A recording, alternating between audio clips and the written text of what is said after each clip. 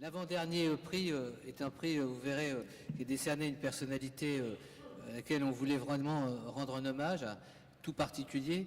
Je ne vais pas citer les autres personnes qu'on avait dans un premier temps sélectionnées, c'est pas le bon terme, mais je vais juste donner un hommage particulier à Maudy Piot.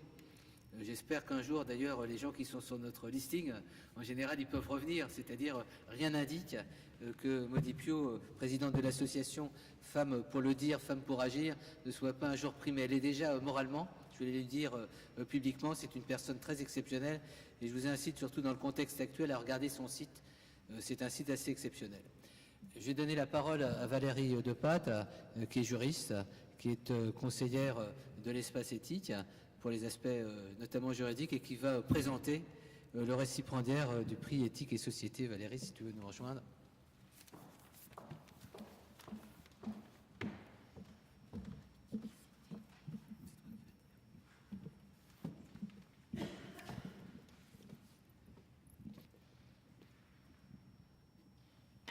Monsieur le Président de l'Union des déportés d'Auschwitz, Raphaël Israël, c'est à moi que revient l'honneur de vous présenter. Je suis consciente de l'honneur qui m'est fait.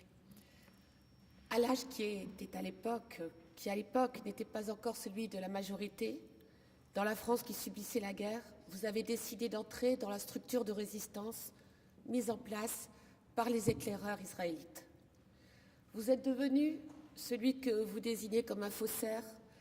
Disons que vous êtes devenu un spécialiste de la confection des faux papiers et agent de liaison, en toute conscience. Non de l'inimaginable, personne n'aurait pu, mais en toute conscience du danger. Vous saviez, je reprends vos mots, que tout est possible lorsqu'on tombe dans les mains de la Gestapo. Vous aviez peur, pour vous, pour les vôtres, mais vous avez continué. Vous avez muni de faux papiers des familles qui, peut-être, grâce à ces faux papiers, ont échappé à ceux qui se voulaient leur bourreau, à la mort programmée. Et si j'insiste sur votre peur, c'est parce qu'on entend parfois dire que les résistants étaient jeunes, ils étaient inconscients, alors c'est pour ça qu'ils étaient résistants. Non, ils étaient jeunes, ils n'étaient pas inconscients, ils avaient peur et c'est important de le dire. Simone Veil disait « La peur ne se fuit pas, elle se surmonte ». Vous avez surmonté votre peur au nom des valeurs qui étaient les vôtres, héritées de votre famille et renforcées par le scoutisme qui vous a tant aidé à devenir. Jusqu'à ce jour du 8 janvier 1944, où place des Célestins, votre vie bascule. Vous êtes conduit à l'école du service de santé militaire, vous êtes interrogé avec les façons de la Gestapo qu'on connaît aujourd'hui, vous ne dites rien. Vous ne nommez personne. Ensuite, la prison militaire Montluc, puis Drancy. Drancy où votre histoire croise celle de Liliane et de ses frères. Grâce à eux, vous faites sa connaissance à elle. L'espérance d'un baiser est un témoignage. Vous rapportez au monde ce que certains ne voudraient pas croire et ce que d'autres, délibérément, tentent de nier. C'est le négationnisme, contre lequel vous pensez que la lutte sera sans fin. L'espérance d'un baiser est un témoignage dans lequel vous livrez l'histoire brute, dans toute son horreur, sans jamais vous attarder sur vous-même, encore moins sur la douleur de l'âme que sur celle du corps. Mais vous n'épargnez pas le lecteur pour autant.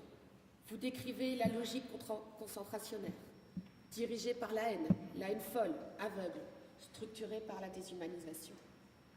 Vous nous dites à quoi mène l'obscurantisme, ce qu'il peut advenir d'hommes dénués de toute valeur, de toute éthique. Combien de fois avez-vous échappé à la mort?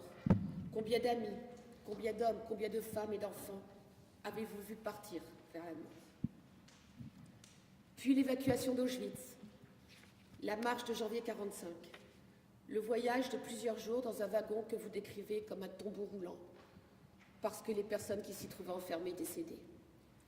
Vous parvenez à vous enfuir du fourgon fermé, vous êtes rattrapé. Le 1er mai 1945, vous êtes libre. Le 10 mai, le jour de vos 20 ans, vous vous trouvez en Bavière, dans une maison de jeunesse hitlérienne réquisitionnée par l'armée américaine.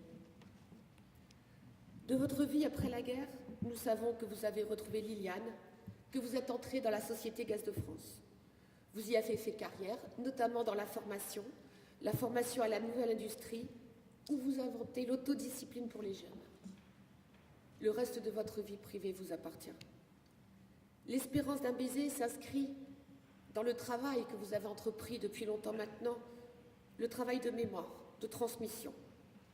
Et ce faisant, vous nous livrez ce que nous avons besoin de savoir pour que jamais l'histoire ne puisse être oubliée, pour qu'elle soit transmise sans relâche, sans hésitation, sans minimisation ou complaisance aucune. Vous dites que c'est en croyant en l'humanité que nous nous sommes reconstruits. Et vous dites du témoignage qu'il est un acte éducatif.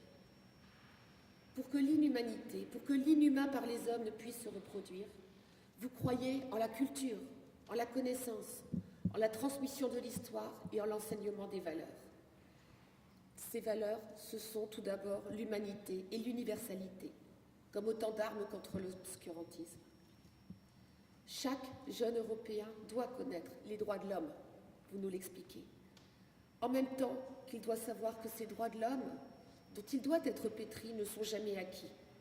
Ils doivent être portés inlassablement et défendus sans relâche. Votre témoignage du passé est un regard vers l'avenir. Et je reprends vos mots. L'enseignement de la Shoah se doit dépasser la seule approche factuelle pour s'ouvrir à une réflexion plus large sur ses causes notamment et les facteurs qui l'ont rendu possible. Ces facteurs, vous les identifiez un à un.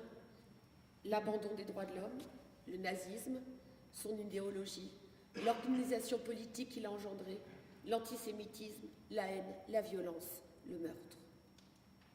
Comme le passé porte en lui l'avenir, la mémoire porte en elle les moyens de construire cet avenir. Pierre Simon, que je n'ai pas eu la chance de connaître, et vous partagiez les mêmes valeurs, les mêmes croyances et les mêmes espoirs en l'humanité. Pour cette raison, ce prix qui vous est remis ce soir s'impose comme une évidence. Alors, Raphaël Israël, pour ce témoignage dont la force est à la mesure de votre engagement, permettez-moi, au nom de tous ceux qui, ici et ailleurs, relaient et relayeront votre message, de vous dire merci.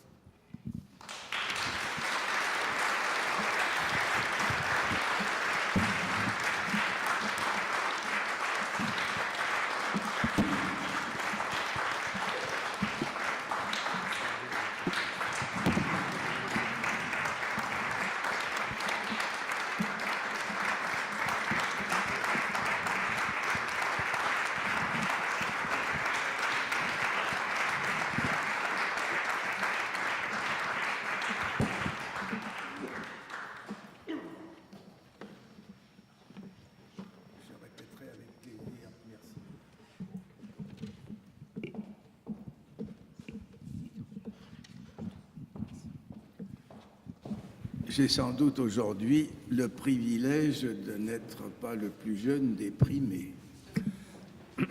Mais plus sérieusement, je suis très touché de l'attention accordée par les membres du jury Pierre Simon à l'espérance d'un baiser. Cet ouvrage qui évoque le temps de la Deuxième Guerre mondiale, celui du génocide des Juifs d'Europe, un événement inouï que j'ai vécu de l'intérieur. Ce soir, j'ai entendu de magnifiques paroles scientifiques avec de perspectives intellectuelles extraordinaires. Et aujourd'hui, je dois vous parler de ce que nous appelons, nous, le noir, la nuit. Je rappelle que dans le cadre du plan d'anéantissement des Juifs d'Europe, pensé par les nazis, tous les Juifs devaient être tués. Vous connaissez les noms, certainement, des centres d'assassinat en Pologne, de Chełmno, Treblinka, Sobibor, Belzec. Auschwitz et Birkenau étaient également un centre d'assassinat prévu pour faire disparaître les Juifs des pays d'Europe occidentale et centrale. Près d'1 million y a été assassiné. Ce soir, ma pensée vers celles et ceux à qui la vie a été volée, arrachée juifs et non-juifs, victimes d'hier et victimes d'aujourd'hui, tellement nombreuses. Les échos de la guerre sont toujours les mêmes. Hier, aujourd'hui, ce sont toujours les mêmes atrocités, les mêmes souffrances, les mêmes traumas.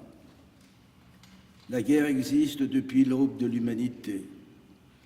La paix semble toujours un objectif de notre évolution à atteindre. Il ne l'est pas assurément.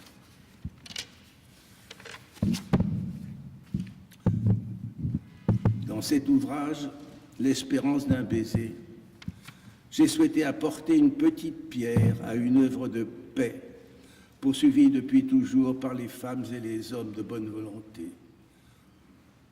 Aujourd'hui, nous sommes réunis grâce à l'un d'eux, Pierre Simon, un de ces hommes porteurs de progrès et de lumière. J'ai rencontré, au temps de la guerre, dans le cadre des éclaireurs israélites de France, alors qu'il était réfugié à Lyon depuis sa ville de Metz, nous avions le même âge. Pour nous, les scouts, il était Ibis, son totem scout à l'image de son apparence physique et de ses longues jambes. Je le considérais plus âgé que moi, simplement parce qu'il avait une aura naturelle qui en imposait par sa culture et déjà par son intérêt pour la médecine. Son œuvre témoigne de son souci de ses frères humains et je dirais particulièrement de ses sœurs. La guerre nous a tracé à l'un et à l'autre des chemins différents. Au sein des éclaireurs, j'étais impliqué dans la fabrication de faux papiers. Ces papiers que nous fabriquions par centaines pour sauver des vies. Ce que je raconte un peu dans le livre, puisque c'est ainsi que j'ai été arrêté. Il était à mes yeux essentiel d'entrer en résistance. De manière plus globale, au travers de mon histoire, au travers de mon regard, j'ai souhaité donner à voir la guerre, à voir l'univers du camp, l'ignominie, les violences de masse, mais aussi l'espoir et l'humanité.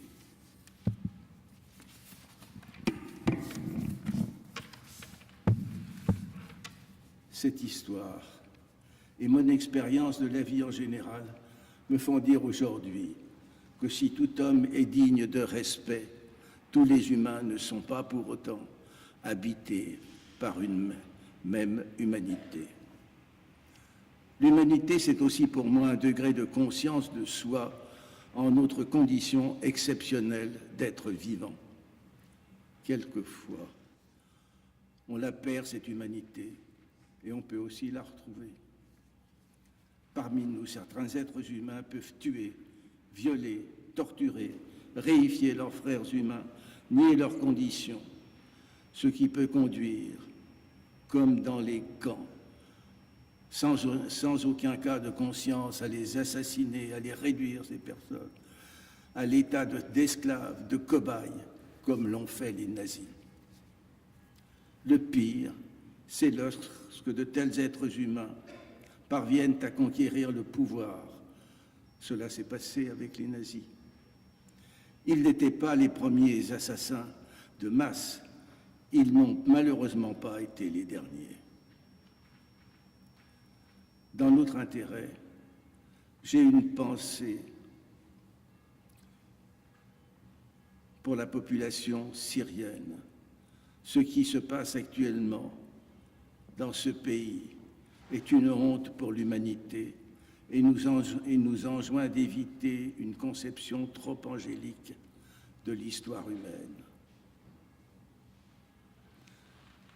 Les hommes de ma génération, de surcroît juifs, survivants du génocide, nous avons travaillé à sensibiliser les jeunes générations au caractère pervers de stratégies qui cherchent à particulariser, à différencier l'autre de manière radicale. Nous sommes faits de plusieurs identités, religieuses, nationales, régionales, ethniques, politiques, étant. Et si ces identités nous donnent notre conscience, elles nous différencient aussi. Or, nous avons besoin également de pouvoir nous référer à une identité au-dessus des autres, une identité qui soit partagée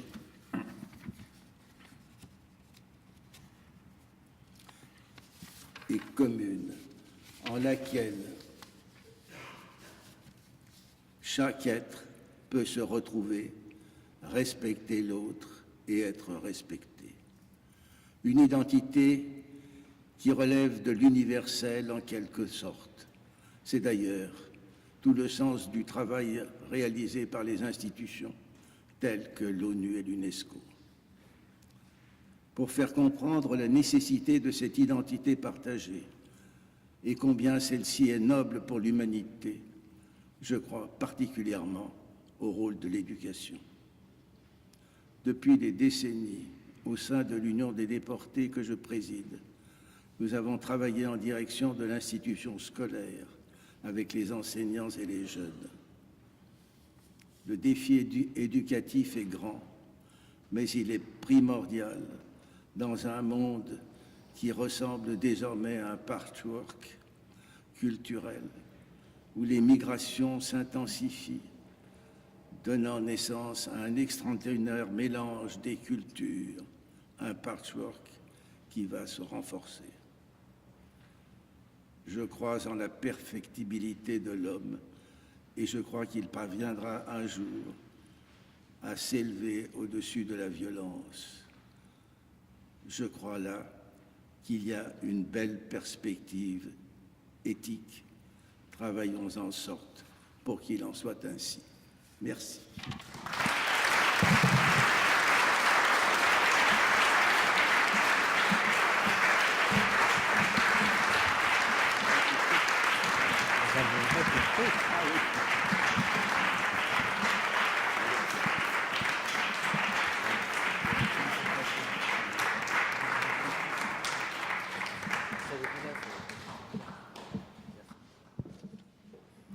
Je suis certain que si Pierre Simon avait été là, sur les dernières parties de votre discours, quand vous parlez de la perfectibilité de l'homme et de votre vision de ce en quoi une humanité peut aspirer à quelque chose d'autre, et toutes les perspectives que vous nous avez avec beaucoup d'attention évoquées, en tous les cas mises à disposition dans votre propos, tout ça est très très précieux et rentre vraiment dans la philosophie simonienne, si on peut dire. En tous les cas, un immense merci à Raphaël.